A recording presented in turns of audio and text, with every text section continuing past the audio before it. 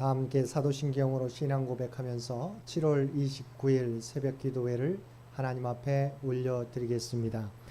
전능하사 천지를 만드신 하나님 아버지를 내가 믿사오며 그 외아들 우리 주 예수 그리스도를 믿사오니 이는 성령으로 잉태하사 동정녀 마리아에게 나시고 본디오 빌라도에게 고난을 받으사 십자가에 못 박혀 죽으시고 장사한 지 사흘 만에 죽은 자 가운데서 다시 살아나시며 하늘에 오르사 전능하신 하나님 우편에 앉아 계시다가 저리로서 산자와 죽은 자를 심판하러 오시리라.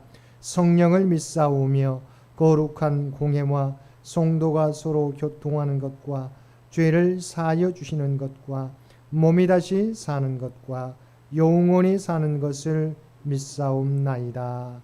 아멘.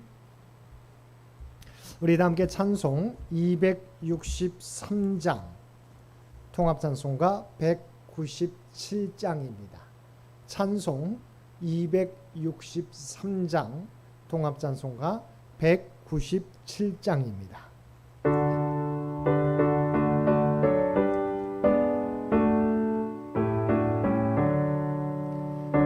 세상 험하고 나 비록 약하나 늘 기도 힘쓰면 큰 권능 얻겠네. 주의 은혜로 대속받아서 비와 같이 붉은 죄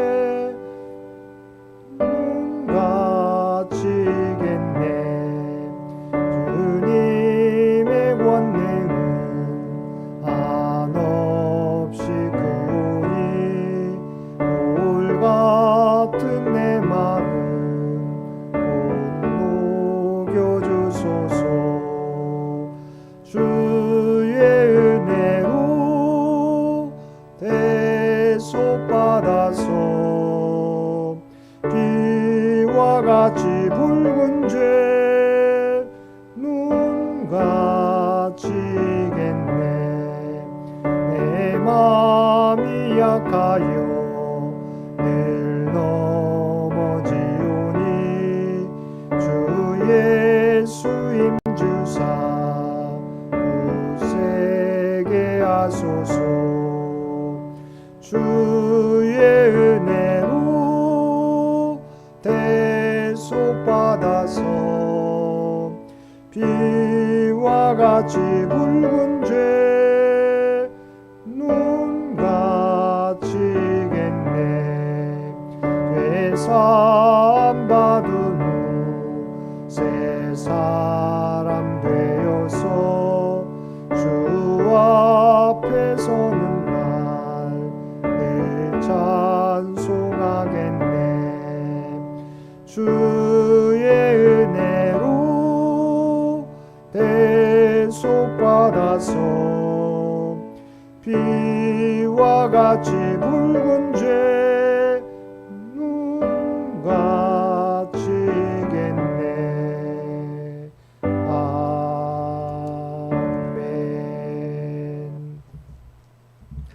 오늘 우리에게 주신 하나님의 말씀 고린도 후서 12장 1절에서 10절까지 말씀입니다.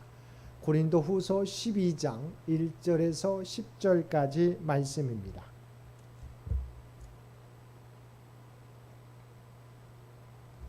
우리 주신 말씀 고린도 후서 12장 1절에서 10절까지 우리 한 절씩 교독합니다. 무익하나마 내가 부득불 자랑하노니 주의 환상과 계시를 말하리라. 내가 그리스도 안에 있는 한 사람을 아노니 그는 14년 전에 셋째 하늘에 이끌려 간 자라. 그가 몸 안에 있었는지 몸 밖에 있었는지 나는 모르거니와 하나님은 아시느니라. 내가 이런 사람을 아노니 그가 몸 안에 있었는지 몸 밖에 있었는지 나는 모르거니와 하나님은 아시느니라. 그가 낙원으로 이끌려가서 말로 표현할 수 없는 말을 들었으니 사람이 가히 이르지 못할 말이로다. 내가 이런 사람을 위하여 자랑하겠으나 나를 위하여는 약한 것들 외에 자랑하지 아니하리라. 내가 만일 자랑하고자 하여도 어리석은 하나 누가 나를 보는 바와 내게 듣는 바에 지나치게 생각할까 두려워하여 그만두노라. 여러 계시를 받은 것이 지극히 크므로 너무 자만하지 않게 하시려고 내 육체의 가시 곧 사탄의 사자를 주셨으니 이는 나를 쳐서 너무 자만하지 않게 하려 하심이라. 이것이 내게서 떠나가게 하기 위하여 내가 3번 주께 간구하였더니 나에게 이르시기를 내 은혜가 내게 족하도다. 이는 내 능력이 약한 데서 온전하여짐이라 하신지라. 그러므로 도리어 크게 기뻐함으로 나의 여러 약한 것들에 대하여 자랑하리니 이는 그리스도의 능력이 내게 머물게 하려 함이라. 그러므로 내가 그리스도를 위하여 약한 것들과 능욕과 궁핍과 박해와 공고를 기뻐하노니 이는 약한 그때에 강함이라. 아멘.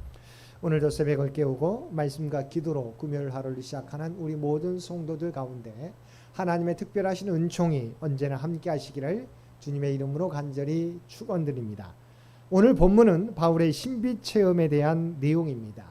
1절을 보면 무익하나마 내가 부득과 계시를 말하리라고 하였습니다. 즉 자랑은 무익하고 쓸데없으며 심지어 어리석기조차 한 일임에도 틀림없지만 자신의 사도성을 변호하고 더 나아가 복음과 그리스도의 영광을 위해 어쩔 수 없이 자랑할 수밖에 없다는 것입니다. 그리고 이를 위해 바울은 자신이 경험했던 놀라운 신비체험, 곧 하나님으로부터 받은 환상과 계시에 대해 이야기하겠다는 것입니다. 근데 여기에는 우리가 주목해야 될 한 가지 사실이 있습니다. 그래서 2절에 언급된 바와 같이 이와 같은 바울의 체험이 무려 14년 전에 있었던 일이라는 사실입니다. 그리고 한 가지 더 알아야 할 것은 바울은 그 신비 체험으로 인해 하나님으로부터 사단에 찌르는 가시도 함께 받았다는 것입니다. 그것이 구체적으로 무엇인지 확실하지는 않지만 어쨌든 바울은 이로 인해 사람들로부터 몸이 약하고 말도 시원치 않다는 등의 업신여김을 받아야 했고 심지어는 사도성에 대한 근본적인 의심마저 받아왔습니다. 하지만 바울은 이런 갖가지 의심과 비난 가운데서도 자신이 경험한 신비 체험을 14년 동안 침묵해 온 것입니다. 왜냐하면 이로 인한 또 다른 부작용이 있을까 염려했기 때문입니다. 근데 이제 자신만의 문제가 아니라 복음과 하나님의 영광에까지 문제가 되자 비로소 이 놀라운 환상과 계시에 대해 이야기하고 있는 것입니다. 오늘 우리들도 바울과 같이 하나님의 놀라운 은혜와 능력을 경험할 때 이것을 자신을 자랑하는 데 사용하는 것이 아니라 오직 복음과 하나님의 뜻을 드러내는 데만 사용함으로 은혜되게 하며 하나님의 영광을 드러내는 저와 여러분이 되어야 할 것입니다. 2절부터 4절까지는 사도 바울이 체험했던 환상과 계시에 대한 내용을 기록하고 있습니다. 근데 이를 보면 그 환상과 계시는 바울 자신이 하나님께 이끌려 셋째 하늘에 직접 간 것으로 되어 있습니다. 여기서 바울이 언급하고 있는 셋째 하늘, 곧 삼층천으로 불리는 곳이 구체적으로 무엇을 의미하는지에 대해서는 여러 가지 주장이 있지만 전체적으로 보아 하나님의 보좌가 있는 곳, 다시 말하면 천국 또는 낙원이라고 볼 수 있을 것입니다. 그리고 5절에 보면 내가 이런 사람을 위하여 자랑하겠으나 나를 위하여는 약한 것들 외에 자랑하지 아니하리라고 하였습니다. 여기서 약한 것들이란 바울이 그리스도를 위해 약하고 낮은 모습으로 고난받았던 모든 것, 심지어 어제 살폈던 11장 끝부분에 기록된 아레다 왕의 방백들을 피해 광주리를 타고 도망친 일들까지 포함됩니다. 이런 것도 하나님께서 은혜를 통해 무엇인가 귀한 환상과 계시를 주셨다면 이 체험을 자신을 다른 사람들에게 드러내는 데 사용하는 것이 아니라 이 땅에서 더욱더 낮은 곳으로 내려가 복음과 진리를 전하라는 의미인 것입니다. 그렇게 하나님께서는 바울과 그 지극히 높은 곳에 인도하신 후에도 그곳에 머물게 하지 않으시고 땅으로 다시 내려보내신 것입니다. 그리고 바울 역시 그 뜻을 알았기에 이 땅에 내려온 후에 하늘만 바라보며 살거나 아니면 환상과 계시를 자랑하며 높은 곳으로 간 것이 아니라 반대로 받은 사명과 복음을 위해 기꺼이 자신을 던져 낮은 자리에 와서 맡겨진 사명을 감당했던 것입니다. 이처럼 진정으로 하나님의 계시와 은혜를 체험한 사람이라면 반드시 낮은 곳으로 내려가 복음과 진리를 전하며 하나님의 사랑을 증거해야 할 것입니다. 그런데 간혹 성도들 가운데는 은혜를 체험한 후에 바울처럼 낮은 곳으로 내려가려 하지 않고 도리어 그것을 근거로 더 높은 곳으로만 올라가려 할 때가 있습니다. 우리는 바울과 같이 하나님의 은혜를 체험할 때 낮은 곳으로 내려가 하나님의 사랑을 세상 가운데 전하는데 더욱 힘쓰는 저와 여러분이 되시기를 바랍니다. 7절을 보면 내 육체에 가시 곧 사단의 사자를 주셨으니라고 하였습니다.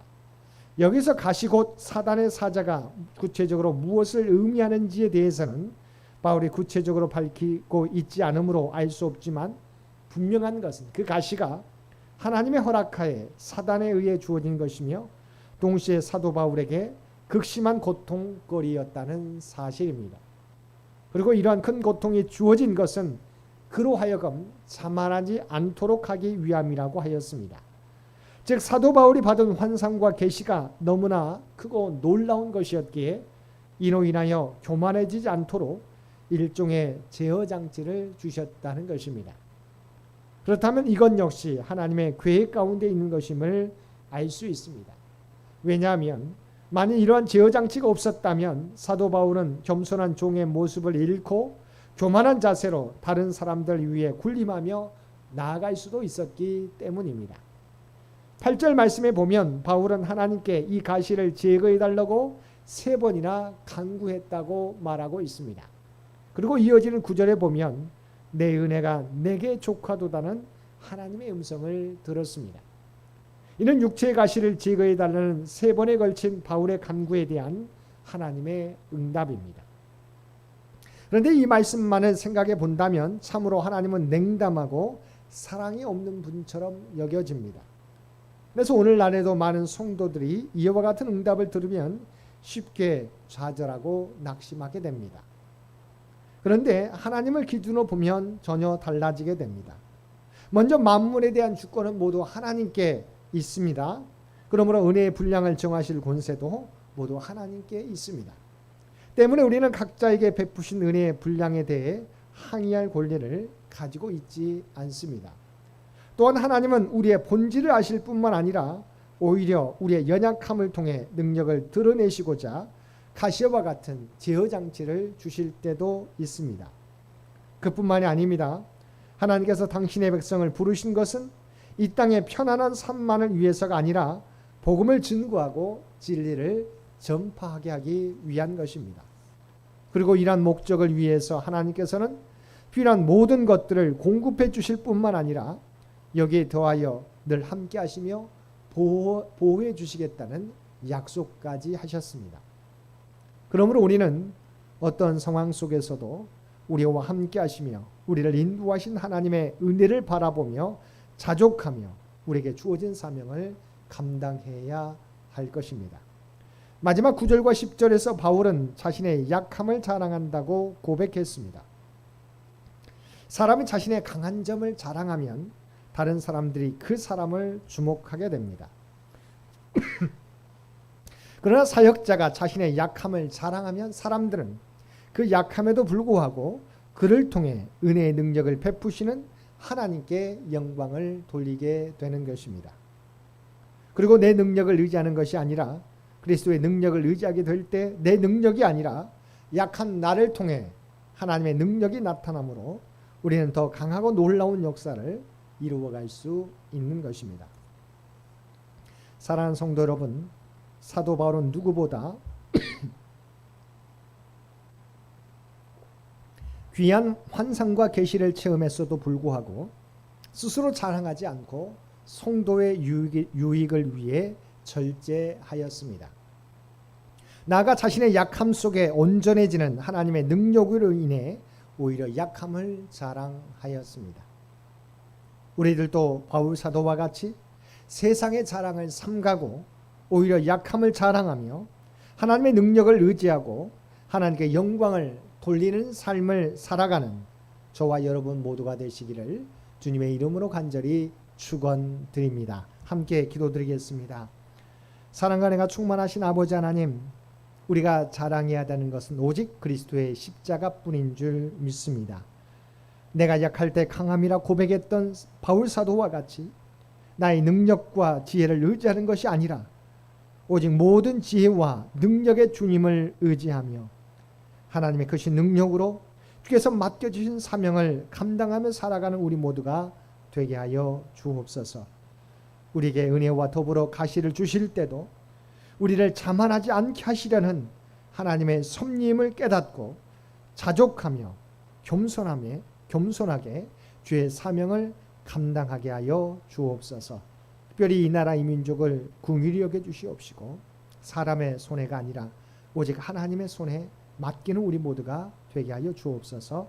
특별히 또한 창현재단을 기억하여 주시고 창현의 가족들과 함께하여 주옵소서. 그들이 주님을 의지하며 간구할 때마다 놀라운 역사를 허락하여 주옵소서. 특별히 유신의 연약한 자들 가운데 함께 주셔서 아버지 하나님 구하는 자들마다 하나님 놀라운 치유의 은사를 회복의 역사를 허락하여 주시어서 하나님의 은혜를 깨닫고 더욱더 감사하며 주의 사명 감당하는 우리 모두가 되게 하여 주옵소서. 이제는 우리 주 예수 그리스도의 은혜와 아버지 하나님의 극진하신 사랑하심과 성령님의 세상 끝날까지 우리와 함께 하시며 동행하시며 인도하시는 놀라운 교통의 역사가 오늘 주신 말씀을 따라 내 은혜가 내게 족하다고 말씀하신 하나님의 은혜를 기억하며 어떤 상황 속에서도 하나님의 계획 가운데 있음을 깨닫고 부족한 가운데서도 가시 가운데서도 하나님의 맡겨진 사명을 감당하며 살아가겠노라고 결단하며 세상 가운데 나아가는 사랑하는 주의 백성들과 그의 가정과 산업의 터전 위에 이제로부터 영원토록 함께 해주시기를 우리 주 예수님의 이름으로 간절히 축원하옵나이다. 아멘. 여러분 기도하실 때 오늘 주신 말씀을 위해서 이 나라 이 민족을 위해서 창현재단을 위해서 창현의 가족들을 위해서 기도해 주시고 각자의 기도 제목 가지고 하나님 앞에 더욱더 가까이 나아가시기를 바랍니다.